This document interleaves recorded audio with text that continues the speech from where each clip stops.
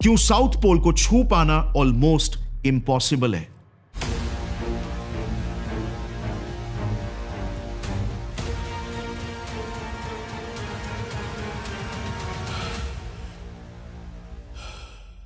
यह है वो लंबी लिस्ट उन लोगों की जो एंटार्क्टिका को खोजने और साउथ पोल पर पहली बार अपने कदम रखने के लिए निकले थे, बट इस सफर के बीच में ही इनकी मौत हो गई। इंसानों ने लगातार 100 सालों से भी ज्यादा समय तक साउथ पोल में अपने कदम रखने की कोशिशें की, बट कोई उसके आसपास भी नहीं आ पाया, और जो ज्यादा करीब चले भी गए तो जैसे उस लिस्ट में हमने देखा, वो इस सफर के बीच में ही गायब हो गए।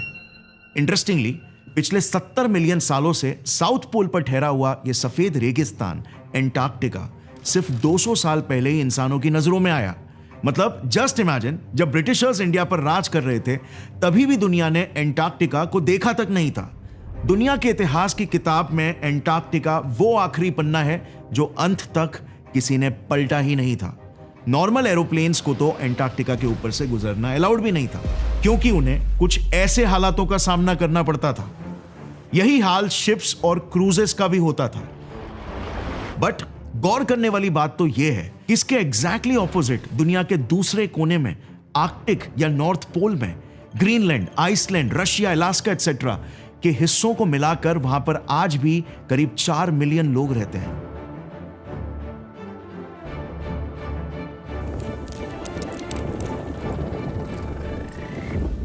बढ़िया, एंटार्क्टिका में कोई भी परमानेंट पॉपुलेशन नहीं रहती।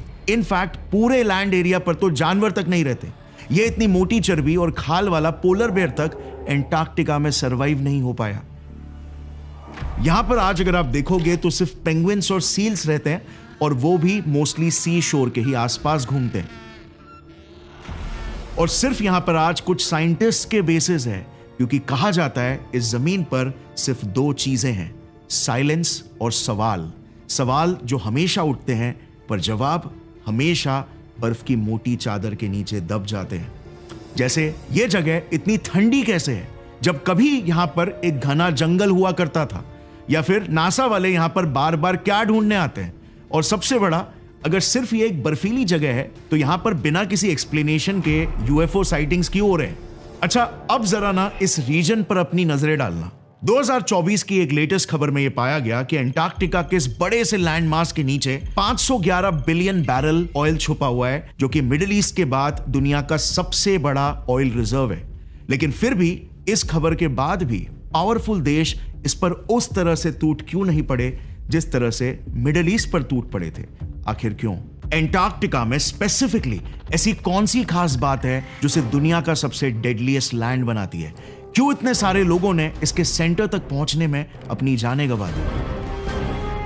तो चलिए फ्रेंड्स, आज हम इतिहास के आखिरी पन्ने को पलटकर इस ठंडे कब्र के नीचे दबे सारे राजों का ताला तोड़ते हैं और देखते हैं कि इस दुनिया के सबसे बड़े सीक्रेट वर्ल्ड में आखिर क्या छुपा है।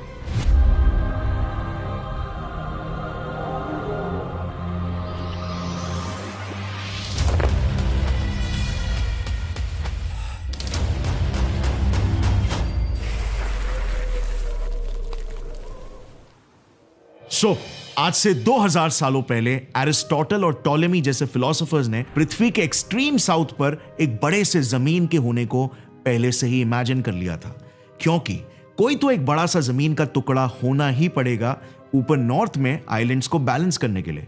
यह मिस्टीरियस जमीन जो सभी के इमेजिनेशन का विषय थी, को लैटिन नाम दिया गया टेरा ऑस्ट्रालिस इनकॉग्निटा, यानी कि द अननोन सदर्न लैंड।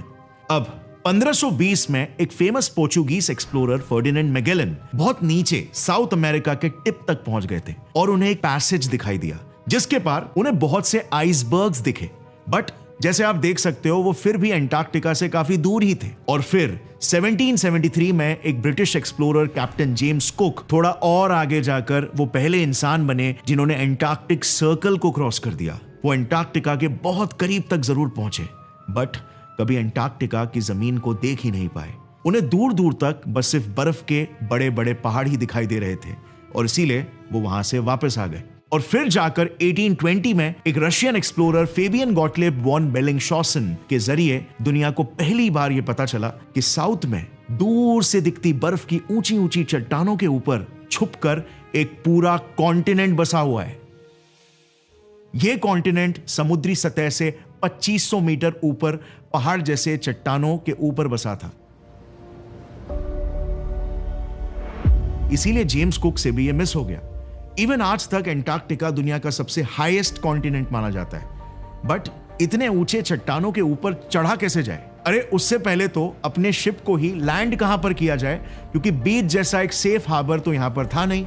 हर जगह बस सिर्फ बर्फ के मोटे मोटे ग्लेशियर्स यानी कि पत्थर ही थे। इसके अलावा जमा देने वाली तेज हवाएं, ऊंची लहरें, पलक झपकाते ही बिगड़ता मौसम और माइनस की ठंड, इन सारी हालातों ने ऐसा दाव खेला कि फेबियन को तुरंत यू टर्न मारकर वापस से लौट आना पड़ा। फेबियन के फिर 50 से 60 सालों बाद तक खोज में कोई खास प्रोग्रेस नहीं हुआ, क्योंकि जितने भी एक्सप्लोरर्स और कैप्टन्स अपनी शिप लेकर वहां पर जाने की कोशिश करते तो या तो समुद्र के तूफानों से या तो जमा देने वाली ठंड और भूख का शिकार होकर वो वापस लौट आते। इस तस्वीर को जरा देखना।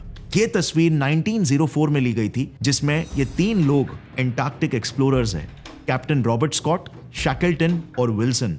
ये तस्वीर इन्होंने अपने 3 साल लंबे एंटार्क्टिक मिशन से वापस लौटने के बाद ली थी, जिस मिशन में ये फेल हो गए थे। तस्वीर ठीक से बयान नहीं कर पा रही है जितनी बुरी इनकी हालत हो गई थी। पूरे चेहरे और शरीर पर घाव, कट्स, बर्न्स और स्वेलिंग हो गया था। होठ हमेशा के लिए काले हो गए थे। जस्ट इमेजिन करो, दिल्ली की ठंड में हमारे होठ फटने लगते हैं, हमें फ्रॉस्ट बाइट्स होने लगता है। हम दिल्ली की सर्दियों को ड्राई और कोल्ड बोलते हैं, जबकि दिल्ली का तापमान तो सिर्फ 5 डिग्री सेल्सियस तक जाता है और ह्यूमिडिटी यहां पर फिर भी 30% रहती है।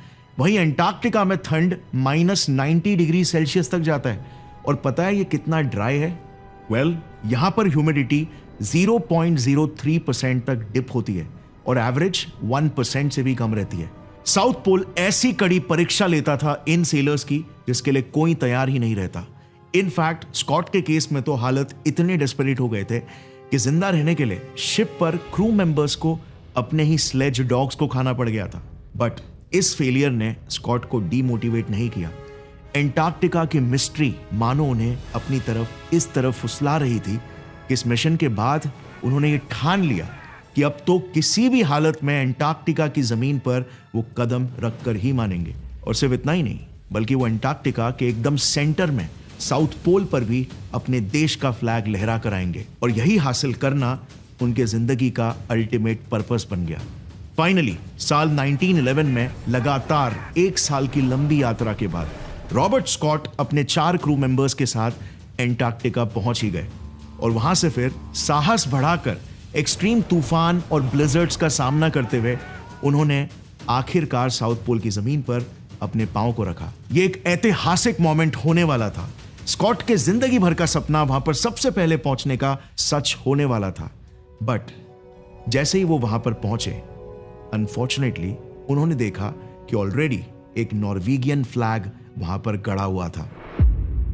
नॉर्वे के एक experience polar explorer rolled Amundsen और उनकी टीम ने बेहतर प्लानिंग और प्रिपरेशन से बस 1 महीने पहले ही साउथ पोल तक का पूरा सफर तय कर लिया था। रोल्ड एमंडसन ने रॉबर्ट स्कॉट को हरा दिया था और वो पहले इंसान बने जिन्होंने साउथ पोल को टच किया। और उसके बाद जो घटना घटी, उसने वापस से एंटार्क्टिका के असली रंग दुनिया के सामने ला दिए।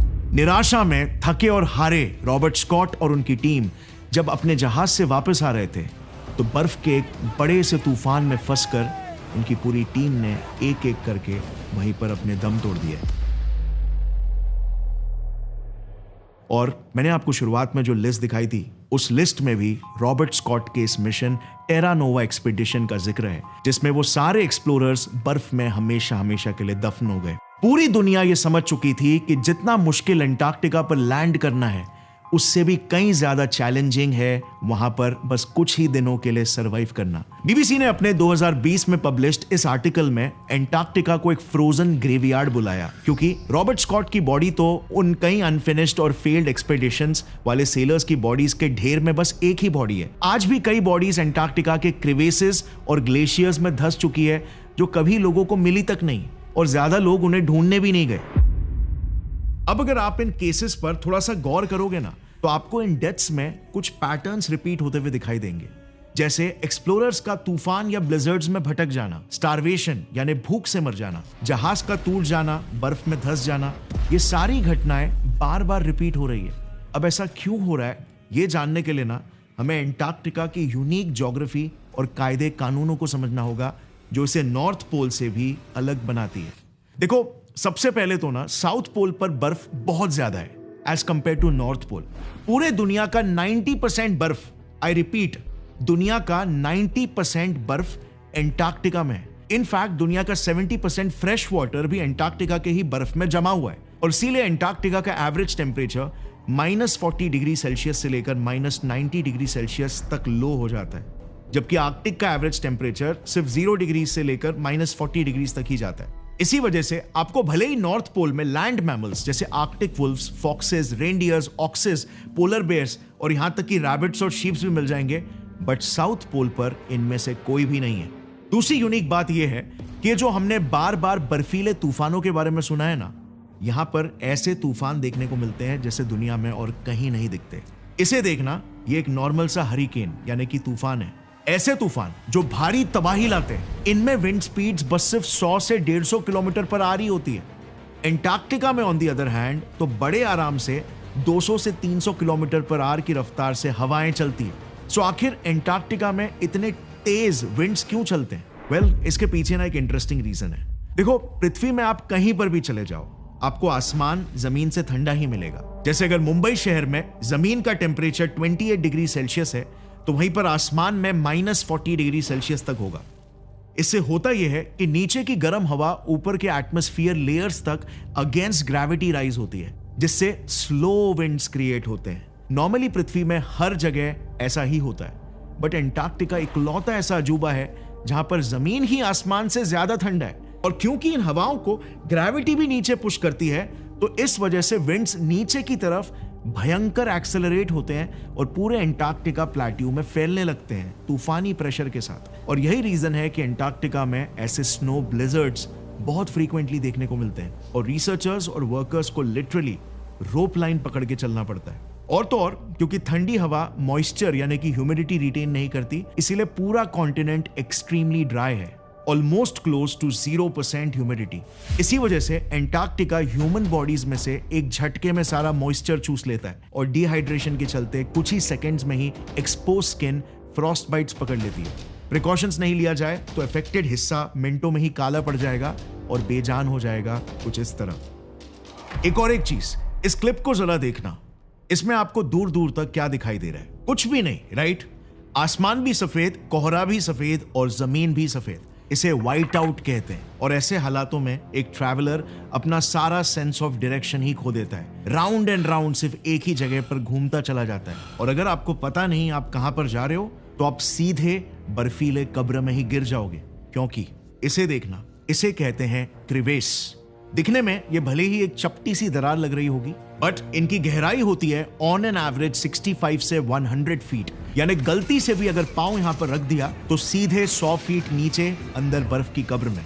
और सबसे कंसर्निंग बात तो यह है कि एंटार्क्टिका में ऐसे क्रिवेसेस भरे पड़े हैं और कईयों को तो आप अपने कदम रखने से पहले देखकर पहचान भी नहीं पाओगे, क्योंकि वो ऊपर से बर्फ के लेयर से ढके होते हैं। यही क्रिवेसेस भी एक बहुत ही बड़ी वजह है कि बहुत से एक्सप्लोरर्स जो एंटार्क्टिका से वापस नहीं लौटे, उन्हें हम कभी भी ढूंढ ही नहीं पाए। वो जैसे मानो गायब ही हो गए।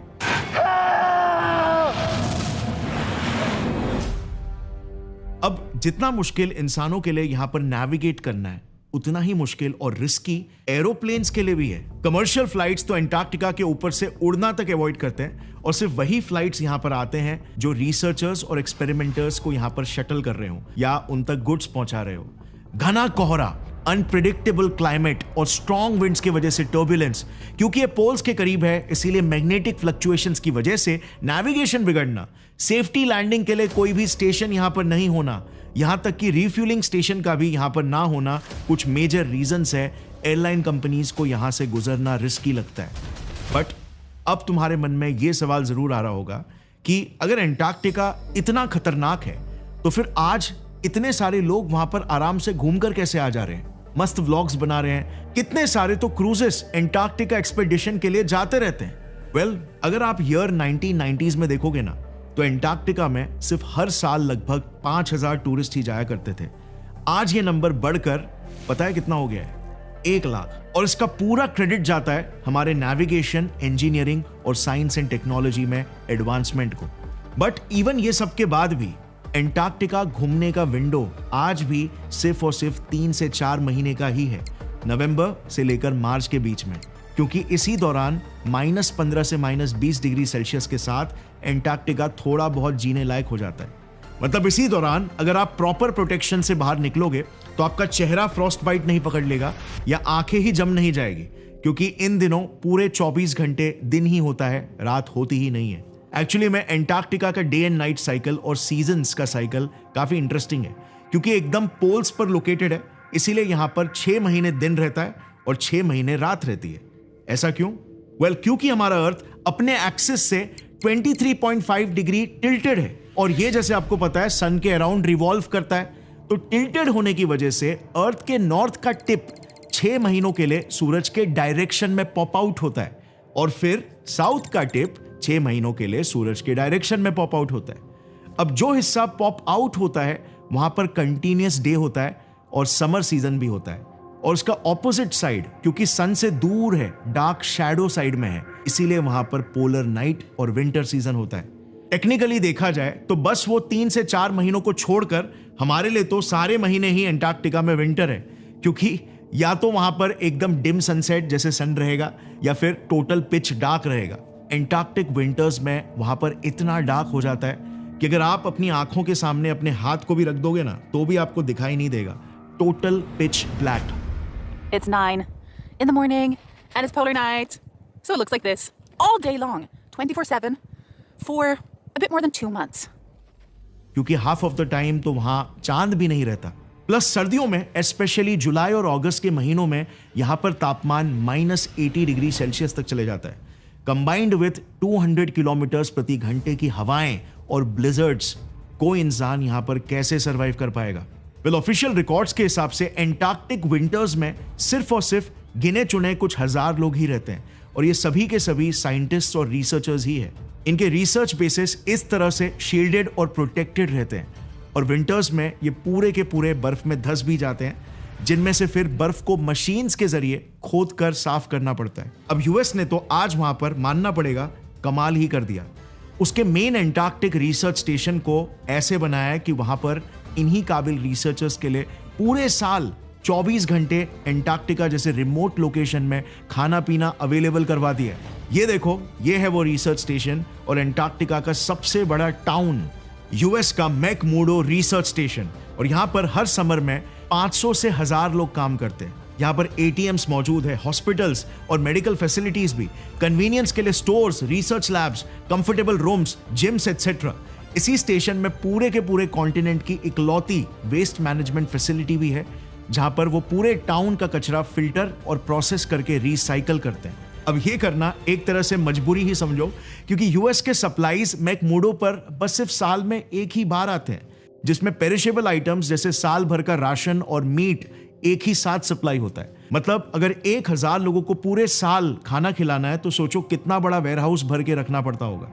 कुछ वेस्ट तो रिसाइकल करके यूज कर लिया जाता है, बट जो वेस्ट रीयूजेबल नहीं है उन सारे वेस्ट को कलेक्ट करके उन्हें यूएस के कार्गो शिप में डंप कर दिया जाता है, जो यूएस जाकर डिस्पोज हो जाता है। क्या तो लिक्विड वेस्ट ग्रे वाटर हुआ तो सीधा ओशन में रिलीज कर देते हैं। इससे एंटार्क्टिक लैंड पोल्यूट नहीं होता। अब ये सब तो चलो बेसिक फैसिलिटी है, लेकिन आज के जमाने में एक और एक चीज है जो बहुत ही बेसिक हो गई है, इंटरनेट। एंटार्क्टिका के आइसोलेटेड व्हाइट लैंड में क्या यहां पर इंटरनेट अवेलेबल होता होगा क्या? यहां पर तो अर्थ के कमर्शियल जियो सैटेलाइट्स भी नहीं घूमते। सो हम जैसे इंटरनेट को यूज करते हैं वैसे ही अवेलेबिलिटी यहां पर होती है क्या? नहीं होती है। दिन में बस 4 से 5 घंटे का ही विंडो मिलता है जब इरिडियम सैटेलाइट्स एंटार्क्टिका के पास से गुजरते हैं। ये सैटेलाइट्स बेसिकली सैटेलाइट कॉलिंग और ईमेल्स की सर्विस प्रोवाइड करते हैं, और वो भी लिमिटेड स्पीड पर। So it's not the best speed. We're not talking about streaming Netflix or downloading videos, but it does give a pretty stable internet connection. इसीलिए यहाँ पर एक सिंगल ईमेल भेजने का कॉस्ट $3 आता है। तो आज यहाँ पर हम जैसे आसानी से व्हाट्सएप और इंस्टाग्राम पर चैटिंग करते हैं, वो उनके लिए वहां पर डेफिनेटली पॉसिबल नहीं है। They are totally cut off. Internet majorly सिर्फ साइंटिस्ट के लिए अवेलेबल करवाया जाता है ताकि वो डेली अपना रिसर्च डेटा सेफली अपलोड कर सके। अब पता है, इतने बड़े टाउन की एक्टिविटीज और इंफ्रास्ट्रक्चर को सपोर्ट करने के लिए पावर यानी कि बिजली कहां से आती रहेगी? वेल, यूएस ने कोल्ड वॉर के समय में 1962 में एक न्यूक्लियर पावर प्लांट ही यहां पे डाल दिया था मैकमुर्डो स्टेशन की एनर्जी नीड्स को पूरी करने के लिए। बट यहाँ के कोल्ड विंड्स और वेदर की वजह से उसका स्ट्रक्चर डैमेज होने लग गया और न्यूक्लियर लीक्स होने लग गए और फाइनली हार मानकर 10 साल के ऑपरेशन के बाद उसे शट डाउन कर दिया गया न्यूक्लियर कंटामिनेशन के डर से। सो अभी अंटार्कटिका पर सारी एनर्जी नीड्स सिर्फ और सिर्फ डीजल सप्लाई से ही पूरी होती है।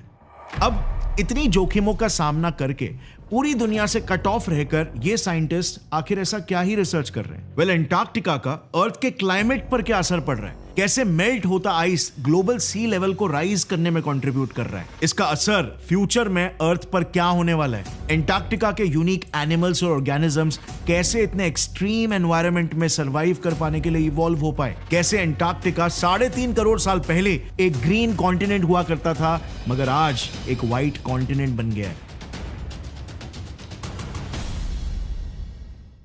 और फाइनली सबसे इंपॉर्टेंट और सरप्राइजिंग, अंटार्कटिका से हम काले अंधेरे यूनिवर्स के असली नेचर के बारे में जानने की कोशिश कर रहे हैं। 2019 में दुनिया ने जो पहली बार ब्लैक होल का पिक्चर देखा था ना, ये अंटार्कटिका में बसे साउथ पोल टेलीस्कोप के बिना पॉसिबल ही नहीं हो पाता। कई साइंटिस्ट ये कहते हैं कि अंटार्कटिका एस्ट्रोनॉमिकल रिसर्च के लिए पूरे अर्थ में सबसे बेस्ट स्पॉट है, क्योंकि जैसे हमने डिस्कस किया था कि अंटार्कटिका इस प्लैनेट का सबसे ड्राइएस्ट एरिया है। अब वाटर मॉलिक्यूल्स एक्चुअली में स्पेस से आने वाली वेव्स और उनके सिग्नल्स को डिस्टर्ब करते हैं, जिससे ऑब्जर्वेशन में नॉइस क्रिएट होता है। पर अंटार्कटिका में ये डिस्टर्बेंसेस क्रिएट ही नहीं होते और एकदम क्लियर व्यू मिलता है। और इसीलिए सभी साइंटिस्ट बड़े सवाल जैसे डार्क मैटर और डार्क एनर्जी क्या है, यूनिवर्स कैसे एक छोटे से पॉइंट से निकलकर इतने विशाल स्ट्रक्चर में कैसे बदल गया, दूर स्थित बड़े बड़े सितारे यूनिवर्स के क्या क्या राज छुपा कर बैठे हैं, इनके ऊपर यहां पर बैठ के रिसर्च किया जा रहा है। अब अंटार्कटिका के रिसर्च बेसिस में ऑन प्रायोरिटी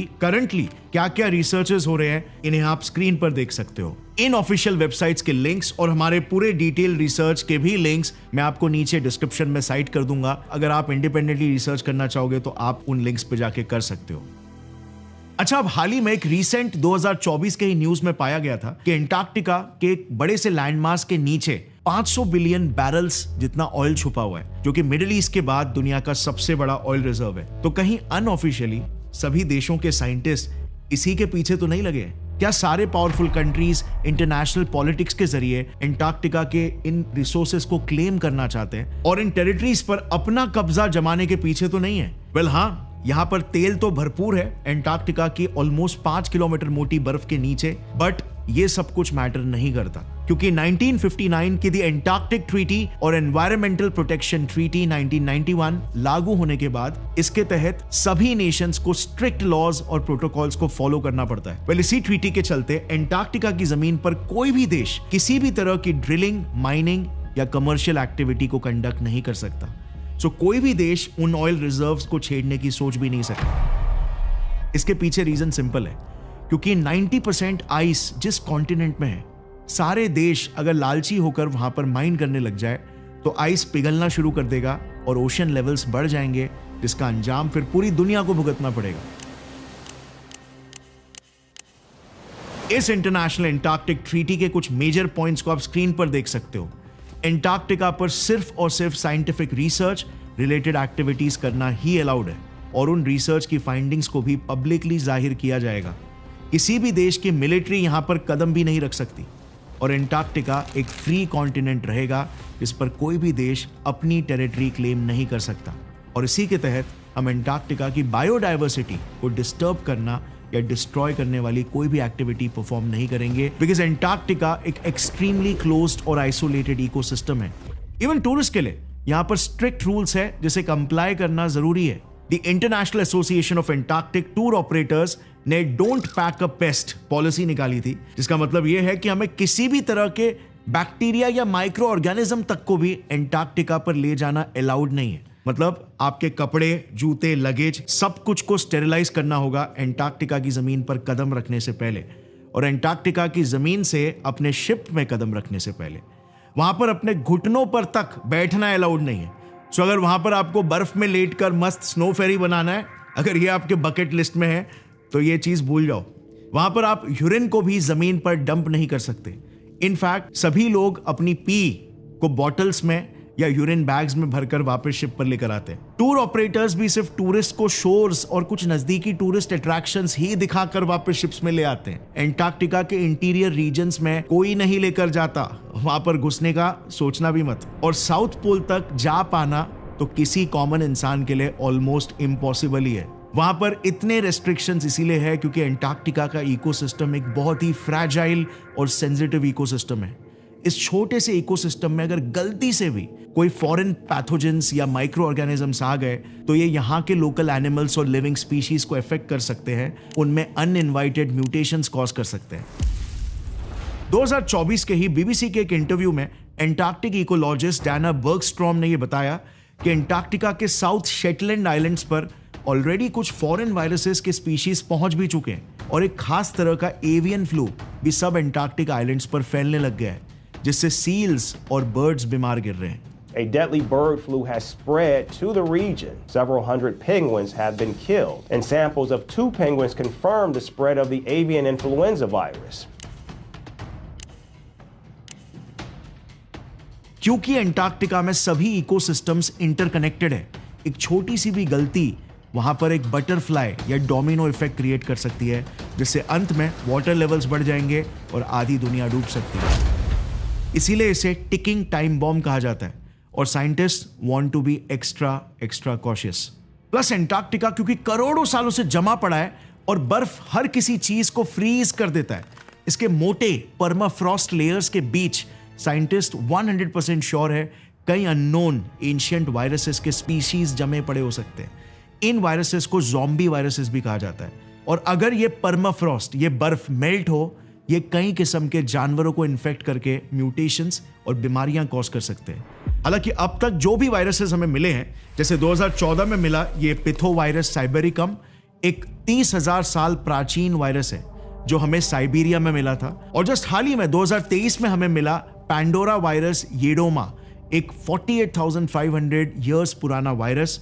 ये मोस्टली एमीबास को ही इन्फेक्ट करते हैं, बट एंटार्क्टिक परमाफ्रॉस्ट में हजारों इवन लाखों ऐसे वायरसेस हो सकते हैं, जिनमें से कुछ नॉर्मल जानवर और इंसानों को भी इफेक्ट कर सकते होंगे।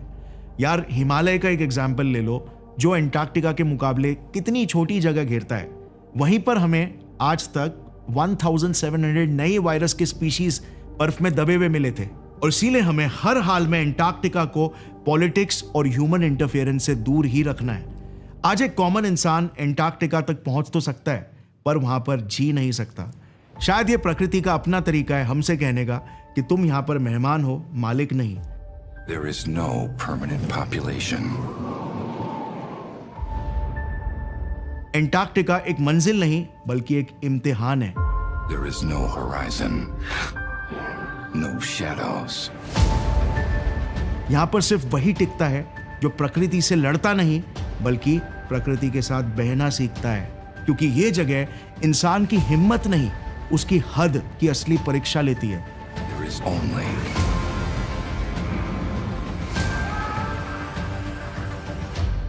एंटार्क्टिका तक पहुंचने से कहीं ज्यादा मुश्किल है एंटार्क्टिका को जीत कर दिखाना, क्योंकि ये कोई जमीन नहीं, ये एक जुनून है जो सिर्फ उन्हीं लोगों को स्वीकारता है जो यहां पर रहने के लिए खुद को भी भूलने के लिए तैयार है।